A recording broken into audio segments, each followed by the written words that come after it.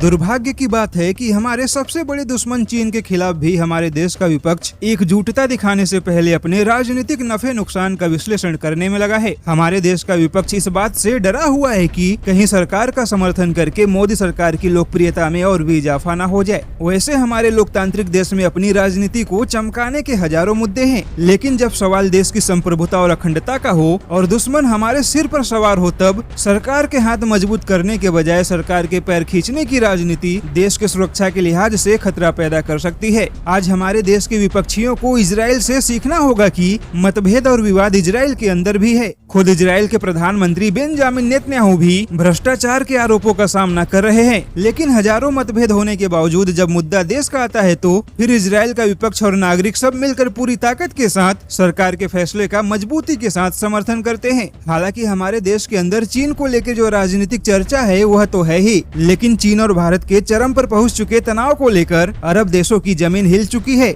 दरअसल Asia times ने दावा किया है कि चीन के अंदर भारत के साथ होने वाले संभावित युद्ध का डर बहुत ज्यादा है, लेकिन चीन दुनिया को ऐसा दिखाने की कोशिश कर रहा है कि चीन बहुत मजबूत है और उसे कोई हिला नहीं सकता। लेकिन चीन अपने इन सारे तौर तरीकों से केवल अपने डर को छुपाने की कोशिश कर रहा है, क्योंकि चीन ने अपने डर की वजह से मलेशिया, तुर्की और अरब देशों के साथ कूटनीतिक चैनलों के माध्यम से भारत के खिलाफ माहौल बनाने और समर्थन जुटाने की पूरी कोशिश की है, लेकिन चीन की यह कोशिश पूरी तरह से नाकाम हो गई है। मलेशिया ने भी अपने कूटनीतिक चैनलों के माध्यम से संकेत दे दिया है कि वह दोनों देशों के साथ अपने व्यापारिक रिश्ते बेहतर चाहता है, लेकिन युद्ध के हालात में मलेशिया दोनों ही देशों से दूरी बना के रहेगा। हालांकि तुर्की ने अभी तक चीन को भारत के साथ जारी विवाद के मुद्दे पर कोई जवाब नहीं दिया है। वहीं सऊदी अरब के प्रभाव वाले अरब देशों ने चीन के किसी भी कूटनीतिक चैनलों से दूरी बना ली है। हालांकि एशिया टाइम्स का कहना है कि चीन अरब देशों को व्यापारिक मुद्दे पर और कर्ज में छूट देने जैसे लालच दे रहा है, लेकिन फिलहाल अभी तक चीन को अरब देशों से कोई कामयाबी नहीं मिली है,